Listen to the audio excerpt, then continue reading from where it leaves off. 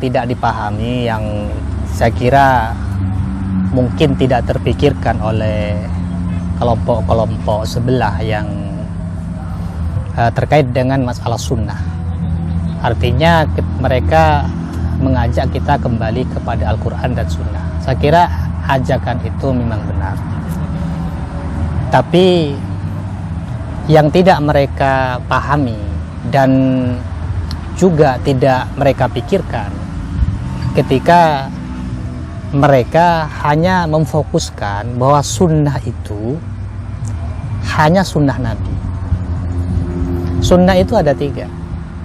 Ada sunnah Nabi, yaitu berarti perkataan Nabi, pekerjaan Nabi, dan iqrar, ya, takrirun Nabi, ketetapan Nabi.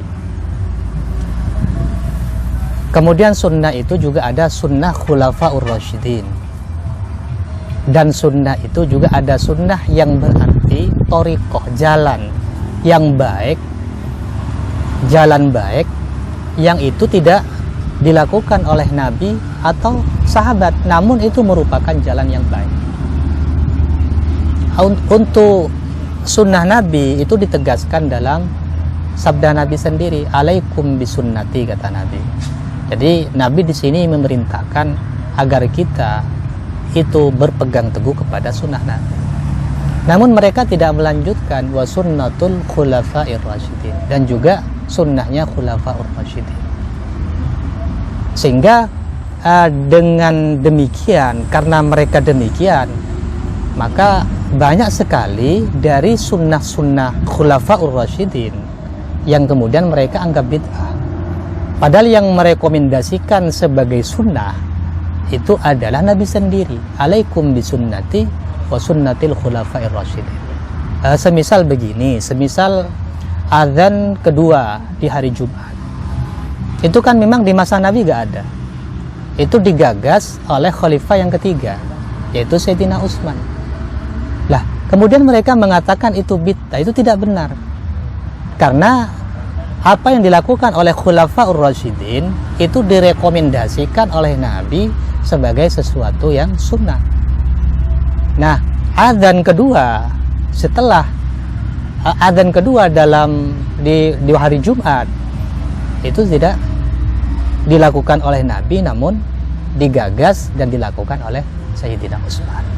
Nah, ini yang tidak terpikirkan oleh orang-orang aliran sebelah, ya, orang-orang Wahabi, sehingga kemudian mereka misalkan dalam sebagian masjid ketika mereka sudah menguasai masjid itu, mereka mentiadakan adzan kedua di hari Jumat, di sholat Jumat itu, di proses khutbah di Jumat itu.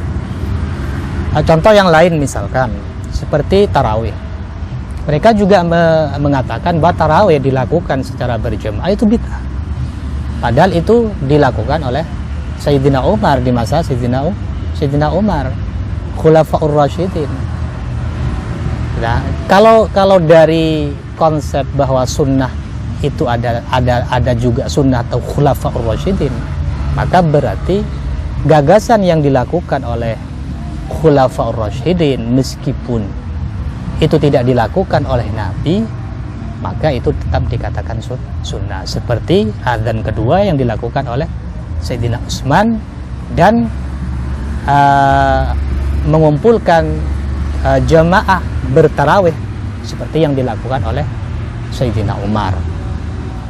Nah, kemudian juga ada sunnah itu jalan yang baik, seperti yang saya sampaikan misalkan tentang apa itu masalah wiritan.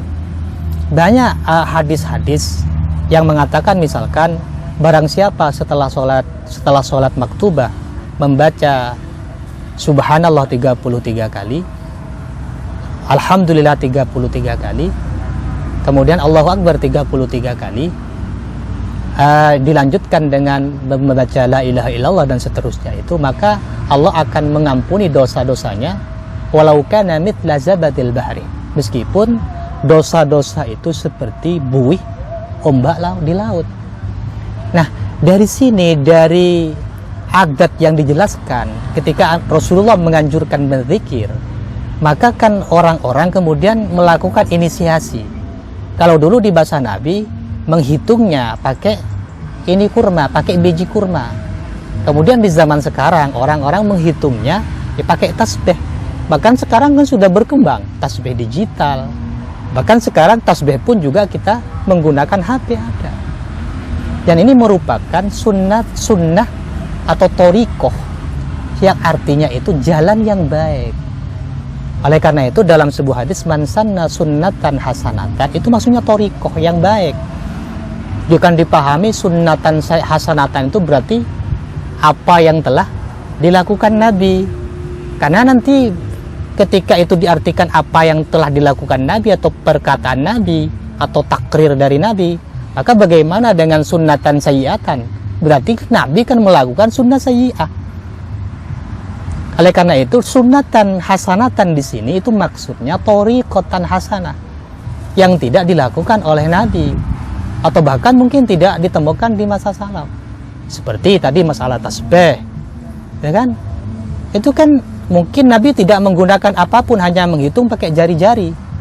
Namun ketika misalkan orang itu menghitung pakai biji kurma atau sekarang pakai kayu kaukah dan yang lain, itu kan ada masalah. Namanya thoriqatan hasanah. Sehingga kemudian ketika ini dilakukan oleh orang-orang yang lain, maka penggagas pertama yang misalkan menggagas tentang adanya tasbih biar wiritan jelas, nah itu juga itu berarti telah mencontohkan suatu kebaikan. Contohnya lagi begini, misalkan banyak dari guru-guru kita itu menganjurkan misalkan kepada murid-muridnya, kamu baca sholawat ini 100 kali, 1000 kali, bahkan mungkin jutaan kali. Nah ini kan juga apa masalahnya? Gak ada masalahnya. Itu malah justru masuk man sanna sunnatan hasanatan. Apalagi misalkan guru kita mendirikan thoriqoh, di situ dibaca, mendirikan perkumpulan baca sholawat, itu juga masuk thoriqatan hasanatan.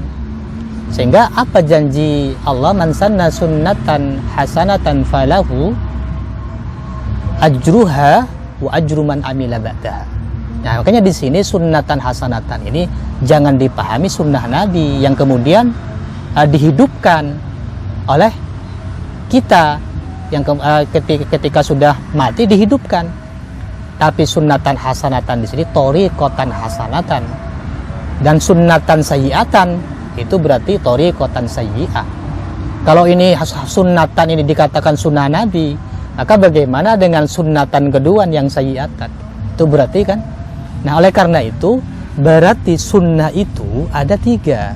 Ada sunnah Nabi, ada sunnah khulafaur rasyidin, kemudian ada sunnah yang artinya thoriqoh. Setiap kebaikan apapun yang dianggap baik oleh masyarakat kita dan tidak bertentangan dengan Al-Quran dan As-Sunnah, itu merupakan masuk kategori sunnah.